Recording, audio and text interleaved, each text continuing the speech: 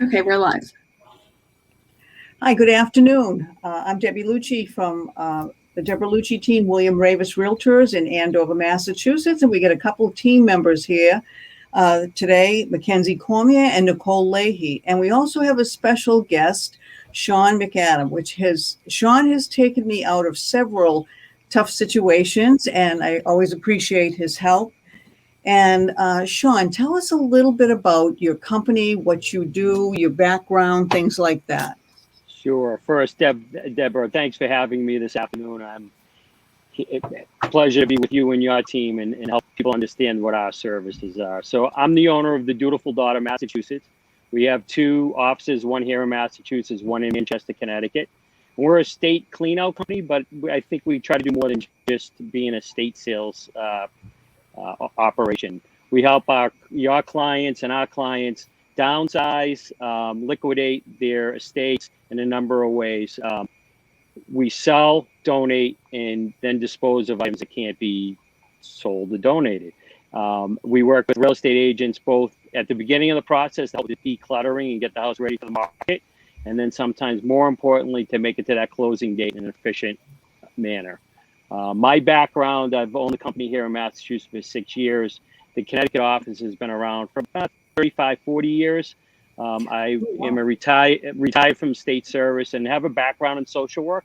So I think that comes in handy, especially when we're working with some of our elderly clients, because it can be a really difficult process, downsizing and letting go of things that have been in a home for 35, 40 years. So I think that I also bring that to the table and help people adjust to the fact that they have to let things go in a kind of a gentle manner.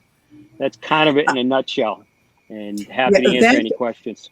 That takes a lot of talent because it really does. Because I know when I go in there and interview most of my clients, probably 90% of my clients are downsizers, and they look at that dining room table they spent $10,000 for, 20 years ago, and they're thinking their children will want it and the kids don't want it, but they don't want it to go to a waste.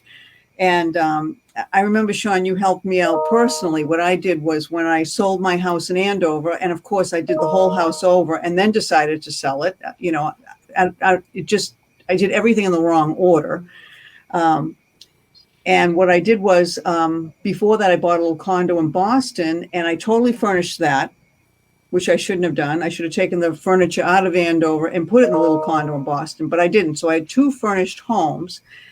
And so what you did for me was when I was having a hard time letting go of the furniture in Andover, of course, I did the wrong thing and threw it in storage for 3 years and paid for storage for 3 years. So for me, every day I walked in there, it was like a past life was on hold. And I was overwhelmed every time I went in there. So I said to you, can you take care of this for me? And for $800 in one day, that was it. It was over. So, and the place was clean and everything. So I really appreciated you doing that. I don't think I would have ever gotten out of storage. So, Well, what are the majority of your clientele? I mean, what age group are they? The majority. the majority of our clientele are folks over 65, 70. Working with one of your clients now. We've been working with you for the last 2 months with uh, Kevin. I won't say his last name. Yeah. In Andover, North Andover, sorry. Came in before you put the house on the market, help him get some stuff out, clean the basement, make it presentable. And then next Tuesday, you guys close, I think Wednesday or Thursday, we're going in Tuesday.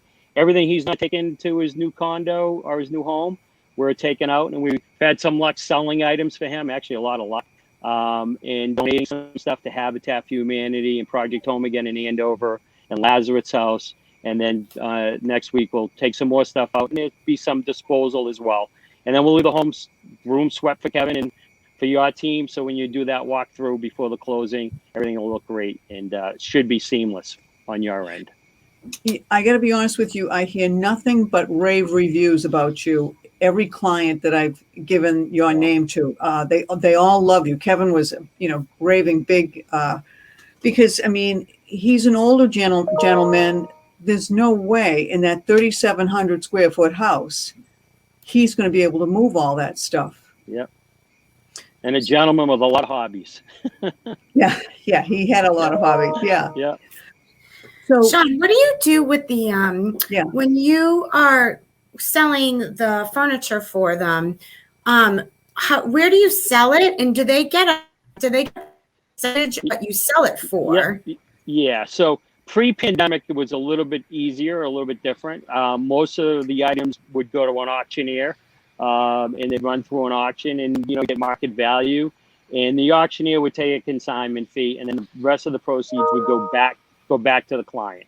Wow. Okay. With the pandemic, it's been a little bit more difficult, but we're still managing to get things sold, and it's getting better every day. I have a number of dealers that I work with, a network. I will send pitches right from the home, usually to my network of dealers, and say, does anybody have interest in this? And if they do, then we bring it back to my warehouse until they can come and look at it, and then they'll give us a price, and those proceeds go back to the client. Okay. If they don't have an interest, then I'll send pitches off to the charities. Project Home Again, which is a small charity in Andover that helps social service agencies with people coming out of homelessness, women escaping domestic violence, going into apartments and they have nothing. So we donate a lot of furniture to them for their needs. And then Lazarus House in Lawrence, which if you're from the area, everybody knows Lazarus House. They do wonderful work in the city of Lawrence. And we donate a lot of kitchenwares and smaller stuff to them. And then all that stuff gets inventoried both on the sell side and the donation side. And then the donation side, we also get them the 501c paperwork. So if they itemize on the tax return, they have all that paperwork at the appropriate time. So take us through like Kevin. Okay. So take us through Kevin. Like you walk in this house. I mean, how are you pricing it? What are you saying to him? Things like that. So when we go, I do it first. I usually Deborah will give my name to the client. The client calls me. I talk to them a little about where they're at in the process. Tell them how we manage the process for them, and then we go visit. There's no obligation. I don't charge to go see somebody. I walk the house with them, try to get an understanding if they're going to a new place, what they're taking with them. I have a lot of clients in this group that have houses on the Cape, and they're not taking a whole lot. So we try to identify that piece first, and then say, okay, so we have all this leftover stuff. And then I identify for them while we're there. I'm pretty sure I can sell this, I can sell that, and that's more of a donation. That couch has had its life, has lived its lifespan, it's going to get disposed of. So we go through that whole process in the house and identify items. And then I'll go back and work up an estimate to do the work for them. In Kevin's case, we went in and did the declutter before the house was put on the market. We took a number of items out, opened it up a little bit, cleaned up. He had, like I said earlier, he had a lot of hobbies, so he had a lot of stuff, especially in the basement. We were able to get that stuff out. He had he had an absolutely gorgeous canoe that no one had seen for 40 years hanging in his garage. We were able to sell that at a very good price for him. He was very pleased. And then again, we go back next week and finish it up. Awesome. So now the Habitat for Humanities. What do they typically look for? And what is different with these different organizations you donate to? So I'll start with Project Home Again. So Project Home Again is a little bit different than the other two, where they will accept cloth furniture, which the other two do not, and they take just about any furniture that's in good to decent condition. And they don't have a thrift shop. They have a warehouse where people that are coming out of homelessness, escaping domestic violence households will come and actually shop, but they don't pay for anything. They just take what they think will fit in their apartment. And so that's the M model. So when I work with Nancy, I'm giving her cloth furniture, small tables, apartment size tables, love seats, chairs, and then household goods, dishes, glasses, things that don't have a lot of value, but have valuable to someone that doesn't have anything. And then Habitat for Humanity, they'll take some of the bigger stuff, like a china cabinet that no one else wants, a big desk, bigger bureaus that Nancy can't use. They'll take some household goods, lamps, things of that nature. They also take a lot of garden equipment, shovels and tools and stuff of that nature that everybody has in their garage or their shed. they'll take those kind of items as well. And then Lazarus House, a lot of small stuff, from knickknacks to, again, kitchenware, housewares, and clothing. They take a lot of clothing. So those are kind of that's pretty much how when I'm in a house, how I'm thinking of those three organizations on what they'll take. Is it just you that goes in, or do you have a team? No. Well, I'm in Marblehead. It's 5. I have a team of 5 here right now. So big house here in Marblehead. We're actually moving somebody on the neck to another house on the neck, and also getting rid of some stuff for them at the same time. And how do you know when you're going in which items they're keeping, donating, disposing? So the keep is really just a discussion with them, and then sometimes actually helping them understand they're not always clear on spacing and stuff. But, excuse me. Especially, I do a lot of move a lot of folks to like Edgewood, if you're familiar with Edgewood, Brightview, some of the assisted living facilities. And so they're going from 2,000, 3,000, 4,000 square foot homes to either a studio apartment in one of those facilities. Edgewood has some larger, 1,200 square foot, 2-bedroom apartments. But that's a big difference from what they're accustomed to. So I try to help them manage, okay, you want to take that sectional. Well, you really don't have room for the sectional. So maybe we can take a part of the sectional. So it's kind of working with them and talking to them about where they're going and what they're taking and what they want to take versus what they really can fit. And if they're going into a condo, maybe asking them, dimensions and stuff. And then after that, it's more my experience in working with my dealers to know what's being bought at this time. I'll be honest with you, the 1930s mahogany furniture is almost dead. I have one gentleman down in Seekonk that buys all that, and he sends it to Alabama. Because they still like it down there. You can't sell it. You can't sell most of that stuff in New England anymore. I know, and a lot of the owners are probably really attached to it too, because it could have been their grandmothers or, they're so emotional.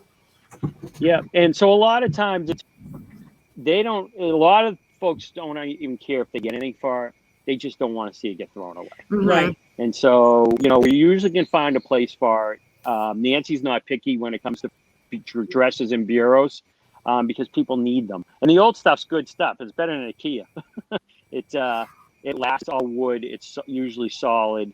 I mean, I make sure I don't bring things that are falling apart to these agencies, because then they get stuck with the disposal costs, and that's not fair to them. They're nonprofits. And sometimes it's just having that kind of frank discussion with somebody. The couches, you had 3 cats and you spilled the coffee on it a couple of years ago, and it's time for it to go get disposed of. And sometimes it's a difficult conversation, but sometimes you have to have it. But you have a knack with it, because I think that is one of the hardest things with the downsizers. I hear it every time I go to list a house. That, well, maybe the buyers will want it. I mean, the buyers are in their young 30s most of the time. Excuse me. And, most of the time they don't want it. And it's just a real hard conversation to have. Yeah. I always ask them, how about your kids? Do your kids want it? And they're like, well, no, my kids don't want it. I'm like, well, your daughter, your son's 35 or 40. The person that's buying your house is the same age. They have the same kind of taste. But, I always do encourage to ask the buyers, or say ask your agent if the buyers are interested, because then they're not paying me to move it if someone does want. I just had a house in, I think it was North Andover or Andover, that was in Methuen, I'm sorry. Almost the whole house, the young couple, they just married in a small apartment. They bought a 2-bedroom home, and the stuff was really nice and fairly new for an older person that was selling it, and they took 90% of her furniture. I was shocked. So sometimes that does work out, but Deb, you're absolutely right. 90% of the times they don't want it either. And I always, when we're doing the walkthrough, I always say, ask your agent, because they say, I'm going to leave the paint. Make sure your agent checks with their agent, because as you all know, 90% of the time you get to the walkthrough and someone's like, you get the paint out. I don't want the paint. So we try to make sure that we address all those issues, so you guys aren't bothered with it at the walkthrough. Yeah, we have an inclusion exclusion list, and that is specifically on there. So it's pretty black and white. We give the seller the list closer to closing, so they know what is included with the house, what isn't. So we're trying to get that down, so there's no misunderstandings of the walkthrough. Yeah. So now, can you walk in that house like Kevin's? How could you price that house? So it's at this point, it's experience for me, knowing I'm going to need, that was a fairly good size house, a lot of kind of moving parts. So my estimate was based off, I'll need 3 guys for 4 hours or 6 hours. And then how much of this is going to be disposed of, because there's a cost to disposal. And so I build in a disposal cost, and I I line item all that stuff. I don't like surprises. Like a mattress is an additional fee at the transfer station. I include that as a separate line item in my estimate, because I don't want to go to, I had a house, I'm working on an 8,000 square foot hoarder house right now. Oh boy. And 10 dumpsters, but they had 18 mattresses in that house. Well, it's $45 a mattress. So if I'm moving 1 or 2 mattresses, it may not be a big deal to say to a customer, oh, it's an additional $90 at the end of the job. But if there's 5 or 6 abundance of mattresses, that's a big surprise. So I line item everything that could affect the end price: mattresses, TV, paint disposal, appliances, and I always zero it out on the estimate, because I don't know, maybe the kid's going to take a mattress. Andover, the town of Andover is great. You put a mattress out on the curb, they take it. But I always try to line item everything, so your client, my client, doesn't have any surprises at the end. So I don't know if that answers your question, Deb, but yeah, because I always wondered, I'm like, how does he walk through a house? I mean, because Kevin received several names. Yeah. Okay, there was some new people that I had met, and one of them was a person that would actually box everything for them. Yeah. So I don't know if that's like a service that you've thought of, or if you do anything like that. I do some of that. Usually if we're involved in a move, the issue with that is if I'm packing and someone else is doing the move, then there becomes a really gray line when something gets broken. So I always encourage folks to use a mover that they're going to hire if they're not going to use me to move. And I don't do big moves. If I'll do like an Edgewood move or a Brightview move, because they're small. They're very manageable for my team. But a big move, like I won't do a big move. It's not really my expertise. So I encourage them to use the mover to do the packing. If we're taking the stuff, then we pack it. Like if we're taking it to sell a charity, then we do all that packing. I tell them, just leave it in the china cabinet. We'll take care of it. But if they're taking it with them, it's usually wiser to have someone else pack that's going to actually handle it. So there's not the finger pointing at the end of the process when something gets broken. So, Sean, what do you think the advantage is of, because I know a lot of my clients, a lot of them, they do the yard sales, they do all this. I mean, what do you think I know to me what the advantage it definitely is, because I just don't have the time for all that. But, but like a lot of clients want to do yard sales and things like that. What do you think the advantages of using someone like you opposed to doing that? Yes. So I think the advantage that, and especially my company brings, is we can handle A to Z. So you can call an auctioneer or an antique dealer and someone to come in and buy specific pieces in the home. And they're going to take those specific pieces and they're going to walk out, and you're still left with a whole bunch of other stuff. You can do a yard sale, but it's time consuming, and then it delays your work on getting the house listed, because it takes time to do a yard sale. It just is what it is. And not everything sells, no matter what the sale is. Whether it's an estate sale, a yard sale, or an auction, not everything always sells. So there's still stuff left over. Where my company comes in, we'll take everything out of the house, divide it up into the 3 categories. 90% of the homes I work with, I'm done in a day. 90% of what was that now? 90% of the homes people I work with, I'm done with the house in one day. I know. Unless we're doing, getting ready for staging.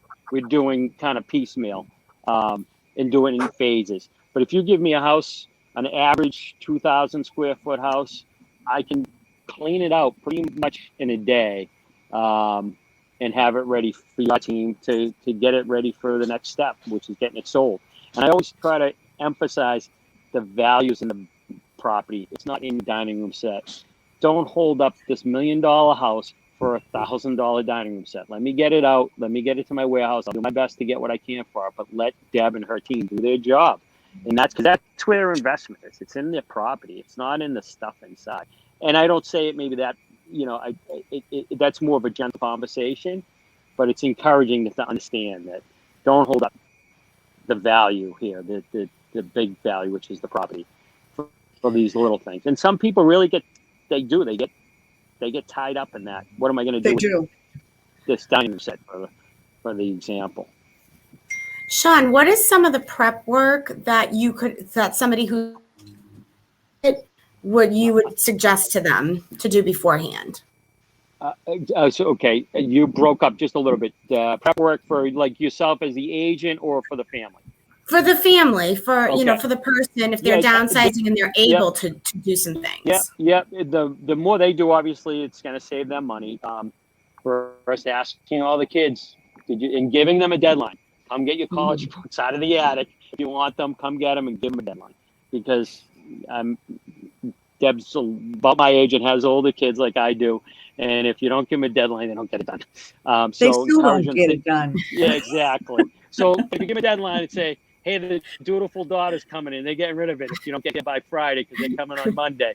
It gives them a little bit, so those kind of things.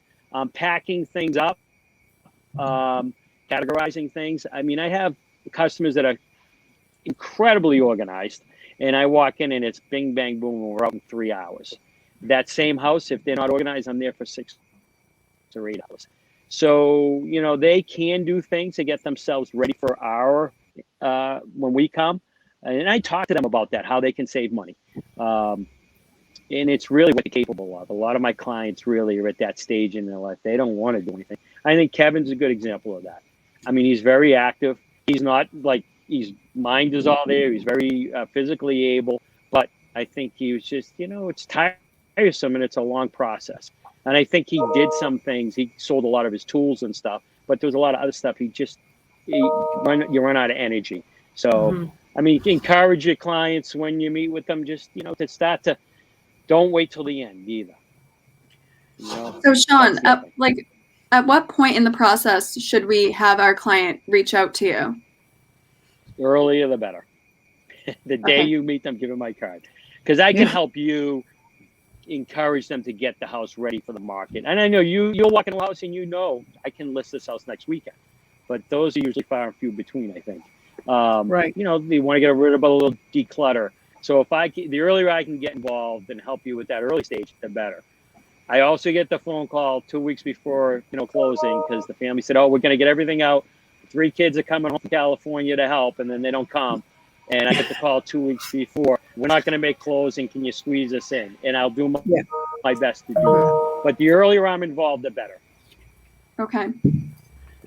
Yeah. Now, what about this things? All right. Like, we have a vendor guide and we have lists of all different types of people. We definitely have you in there for clean out. Yeah. But the antique dealers, like, what do you do with antiques? I mean, So I work with a host of the dealers, and I will literally take pictures while I'm at the house and send it to 3 or 4 dealers and say, are you interested in this furniture? I have a sense of what they're interested in, so I know what pictures to send them. As I said earlier, pre-pandemic, I just take the stuff on my truck and drive it right to my auctioneer that I used in Ipswich. He doesn't exist anymore because of the pandemic. So it's a little bit more work for me to reach out to different dealers, knowing what they kind of trade in. And I always explain to the customers, I'm selling it very quickly. So it's more of a wholesale price. I'm selling it to dealers who are going to turn around and put it in Canal Street in Lawrence, and it's going to sit there for 3 months. Right. Ooh. Uh-oh. We lost them. Well, I guess we can look at it this way. We didn't lose them, 10 minutes into the show. We lost them at the end. So, Exactly. I don't know if he's going to come back or not. So Sean went to Bentley University. So he went to the same school that I went to for college. And I've used Sean for, oh my God, I don't know how many years. I don't even know how I got introduced to Sean. So if you really think about him, when people are asking you, Debbie, I need an antique dealer, or I need a yard sale person, I need a clean out. So he's like an antique dealer. Oh, here he comes. I'm back. So Can you Sean, hear we me? were just, yeah, Yeah. we can hear All you. right. We Sorry. can't see you, but we can you hear you. can't see me. Let's see if I can get the camera. Yeah, I went to Bentley, but I'm not, I'm not overly good. The phone rang and then I lost everybody. Sorry. Deb, they That's didn't have okay. when I went to Bentley, we didn't have cell phones. All right. We didn't even have Oh, laptops at trust Bentley me. when I went there. Yeah, we just started having computers when I was at Bentley. Yes. So, Let's see. Sean, you're like a number of people combined, and Yes. so you're like 1-800-JUNK OUT, Yep. the antique dealer, and the yard sale person combined. You got it right on the button. So, and the way I market myself is I can handle it all. I can Yeah, handle the 1-800-JUNK, and I can also handle the expensive antiques that you have. I sold a painting 2 summers ago. This is the largest thing we sold for $25,000. So we have the network of folks, not only here in Massachusetts. The company started. I'm not, obviously don't look like the Dutiful Daughter, right? Yeah, how did that start? So one of my Bentley friends, Aaron Walchowski, owns the company in Manchester, Connecticut. His mom started the business 40 years ago. She was an executive secretary for a real estate attorney and would handle estates for him. And she was out in the lawn one day taking stuff out of a house for her firm, and the neighbor said, "Are you the Dutiful Daughter?" And she said, "No, I work for the attorney." But it stuck with her. So when she started her small business 35, 40 years ago, the Dutiful Daughter name was born. And then Aaron used to work for ING, and when they got bought out by Vonage and wanted to transfer him, he decided to take mom's really small business. They were doing probably 30 to 50 homes a year and grow it into a full-time entity. He does about 350 homes a year in Connecticut. Now, what do you do? How many do you do? I'm doing about 150 to 175. So I started 6 years ago when I retired from state service. I worked. Yeah, what a retirement job! Really easy there, Sean. Yeah. So I worked in the prison system for 25 years. So this has been great. So longer story short, I was golfing with him. He was raving about his business when I was looking for an exit strategy from my old career, and opened the office up here with his help. So I have a network of folks from Connecticut too that I work with. The gentleman I talked about earlier that sends stuff to Alabama, he's actually one of the contacts I made through the Connecticut office. He's out of Seekonk, Mass. So I have a network of folks on that antique side that I work with that I've developed in our local area through Steve over at Canal Street and other folks, and then from the Connecticut office. So it grows every day. I find someone new every day that's has a niche. I found a sewing machine lady last year from Malden by happenstance, and now she comes up and buys every sewing machine I take out of a house. Wow, yeah, that you must have a lot of experience to walk in and most people will get from what I've seen, very overwhelmed by some of it. Yeah, I remember one gentleman, he had I don't know if you've ever heard of it, microfiche. Yep. Okay, from one of the world wars. It was the film, and you're like, what do you do with that? Yeah. Yep. And if you don't know because it's something new, it's called Google and you figure it out. And I think that's what I'm one of the things I'm not afraid to say, geez, I've never dealt with that. Let me see what I can do. Did I lose you again? Nope, I'm here. We're here. And then the other service we also provide is I have a contract. It was with Iamont. I just changed it to shred it. So a lot of the clients have paperwork and they don't know what to do. They're going to take it to Staples in the back of the car. We provide shredding services for the clients too. I didn't know that. I just had a dentist office last year. Was it one of your clients, Deb? They moved to Arizona. I think it was one of your clients. Probably, yeah. Yeah, it was up on Bear Hill. Was it Bear Hill up in that neighborhood? And he had boxes and boxes that he had to shred. So we took care of that for him at the same cost it would have cost him to put it in his own car and take it somewhere. So Yeah. I think the main thing is, I know myself when this happened to me. I mean, and I know with my clients, they almost freeze because it's so Yeah. overwhelming. Yeah. Yep. It just is. The stuff from the kids, and the kids are gone, and they're not coming back to clean it out. I don't care what anybody says. And if a kid shows up, God bless you, because I sold my poor son's golf clubs right out of the garage, and he still is holding a grudge, to this day about it. But yeah, it's such a huge service because you can literally turn around in 1 to 2 days, and it's taken care of. yeah, yeah.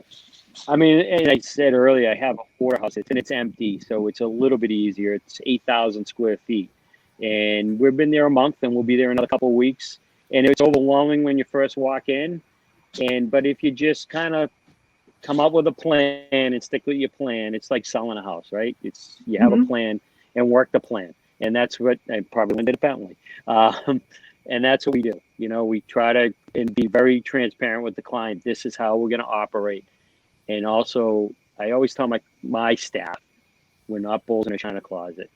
Some people are very sensitive. We need to be respectful of that. And every once in a while, I say to my guys, go get a bottle of water out of the truck, because people are struggling with the fact that we're taking stuff away.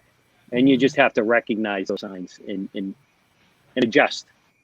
But I think having a plan and working it is how we succeed. It's sort of like real estate in the sense that that's one of the things I find the toughest with people is it's so emotional for them. Yeah.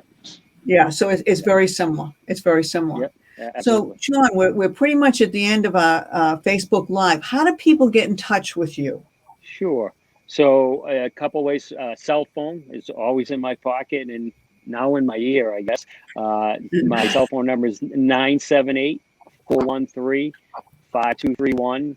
Folks can check us out on the web at thedutifulDaughter.com. And then my email is Sean, and it's SEAN at thedutifulDaughter.com. All one word. Well, I can attest that I've heard nothing but rave reviews from my clients about you. So you get 5 stars out of me easy. So, thank you. And I greatly appreciate it because it makes my job a lot easier. So, do you girls have any more questions? No.